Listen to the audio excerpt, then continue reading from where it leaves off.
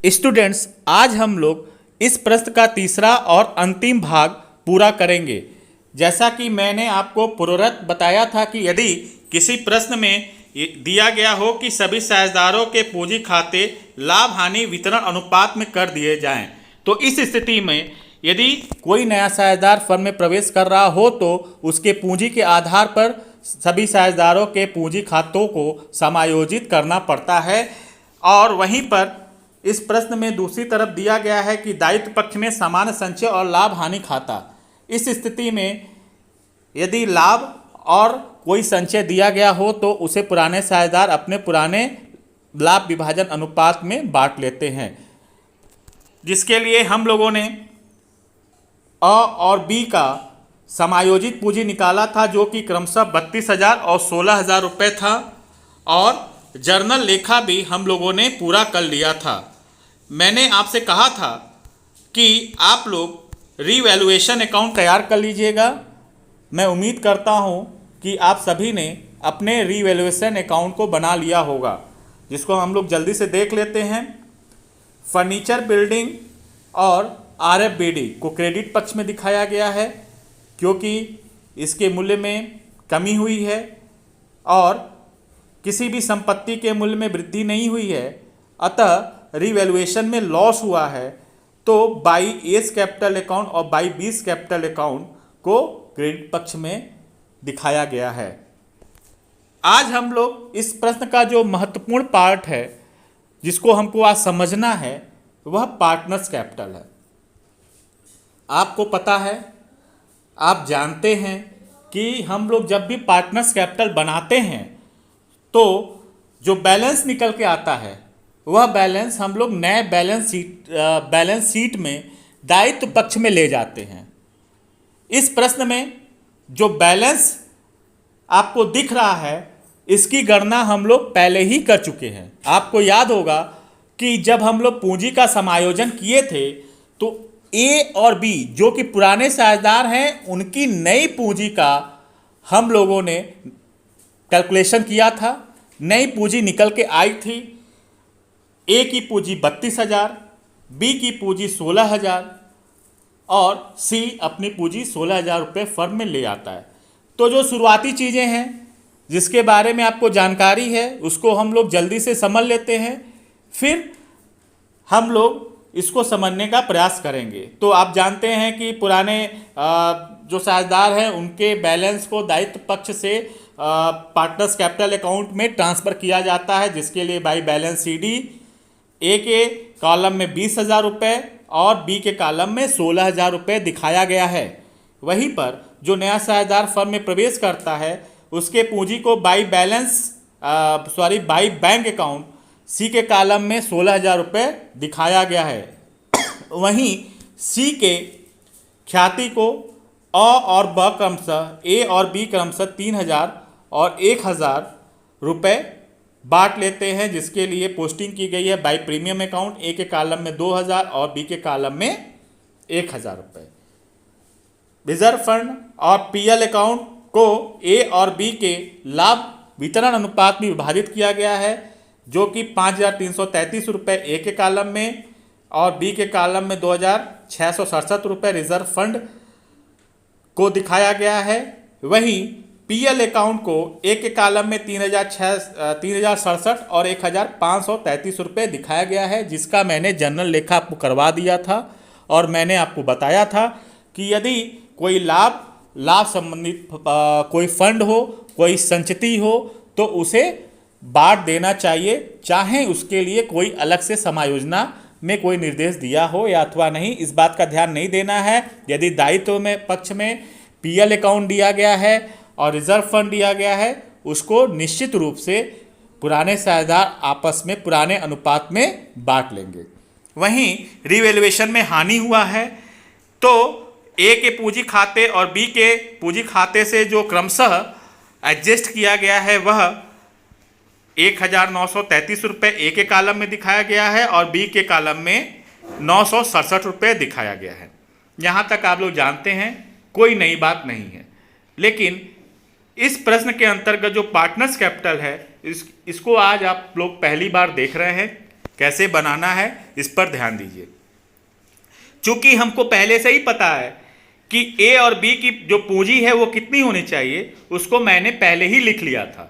तो to balance ED निकाला नहीं गया है लेजर के माध्यम से, यह पहले ही निकाला जा चुका है, तो उसको लिखा गया टू बैलेंस ईडी 32,000 रुपये ए का, बी का 16,000 रुपये और सी का बैलेंस निकल के आया है 16,000 रुपये। वहीं ध्यान देने योग्य ये बात है कि जो पुरानी जो पूंजी की राशि थी ए की और नई पूंजी की राशि जो निकल के आई है, उसके अंतर के आधार पर यह देखना है कि क्या एक का जो पूंजी समायोजित पूंजी है उतनी राशि ए के पूंजी खाते में है कि नहीं। तो उसके लिए हम लोग ए के डेबिट पक्ष और क्रेडिट पक्ष के कुल अंतर से, योग के अंतर से हम लोग तुलना करेंगे कि ए का जो डेबिट पक्ष है वह ए के क्रेडिट पक्ष से कितना अधिक अथवा कम है। आप देख सकते हैं कि ए के क्रेडिट पक्ष के स्तंभ में बाई बैंक अकाउंट 3,533 रुपये दिखाया गया है, जो कि डेबिट पक्ष और क्रेडिट पक्ष का के योग का अंतर है। यह इस बात को दर्शित कर रहा है कि 3,533 रुपये ए की पूंजी की कमी है, जिसे ए फर्म में ले आकर के अपनी पूंजी की कमी को पूरा करेगा। वहीं दूसरी तरफ बी के डेबिट पक्ष के स्तंभ में टू बैंक अकाउंट 4,233 रुपये दिखाया गया है। यह डेबिट पक्ष और क्रेडिट पक्ष का कुल अंतर है। यह इस बात को दर्शा रहा है कि बी की पूंजी 4,233 रुपये से अधिक है, जिसे बी के द्वारा फर्म से निकाल लिया जाएगा। पार्टनर्स कैपिटल अकाउंट बनाने का मुख्य उद्देश्य यही था कि जो पुराने साझेदार हैं उनकी जो पूंजी है, जो वास्तविक पूंजी है, जो समायोजित पूंजी है, उसको पूरा करने के लिए पुराने साझेदार के द्वारा फर्म में यदि पूंजी लाई जा रही है तो उसे क्रेडिट पक्ष में बाई बैंक अकाउंट के अंतर्गत दिखाया जाएगा। यदि पुराने साझेदार की पूंजी फर्म में अधिक हो तो उसे टू बैंक अकाउंट को आप डेबिट पक्ष में दिखाएंगे और इस पूंजी की कमी या आधिक्य को समायोजित करेंगे, संतुलित करेंगे। इसके बाद फर्म का जो बैंक अकाउंट है, कैश अकाउंट है, उसको बनाना होगा।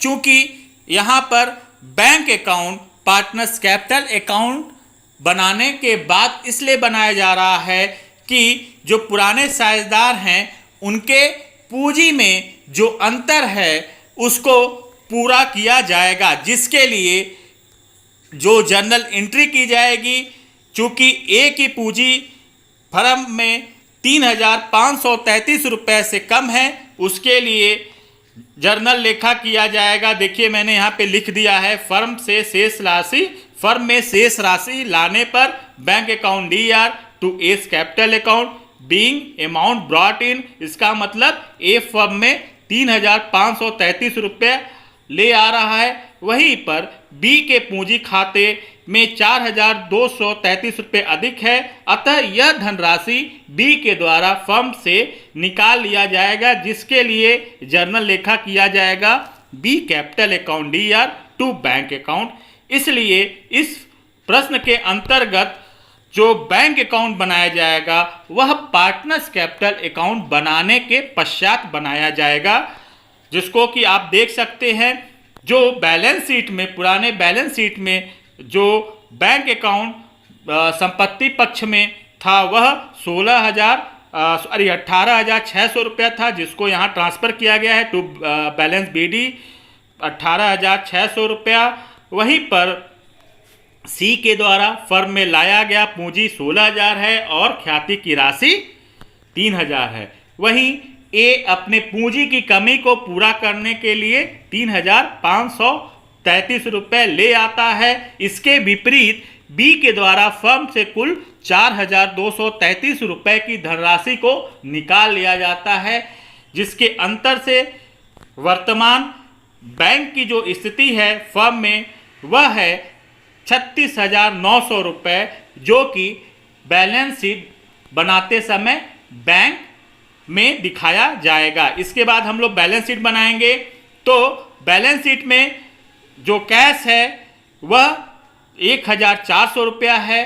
बैंक अकाउंट चूँकि हम लोगों ने इसका लेजर बनाया था, इसलिए यहाँ 36,900 रुपये बैंक अकाउंट जिसका बैलेंस हम लोग निकाले थे वह दिखाया गया है। वहीं जो डेटर्स है वह 22,000 रुपये और में से 1,000 रुपये चूँकि वो पहले ही समायोजित किया गया था, उसको ऐड करने के बाद 1,200 रुपये के साथ 2,200 रुपये घटाने के उपरांत 19,800 दिखाया गया है। वहीं पे फर्नीचर से डिप्रिसिएशन 200 रुपये घटाने के बाद 3,800 रुपया दिखाया गया है। और बिल्डिंग में जो ह्रास हुआ है वह 1,500 हुआ है, जिसको घटाने के उपरांत 28,500 रुपये दिखाया गया है। ये संपत्ति पक्ष में।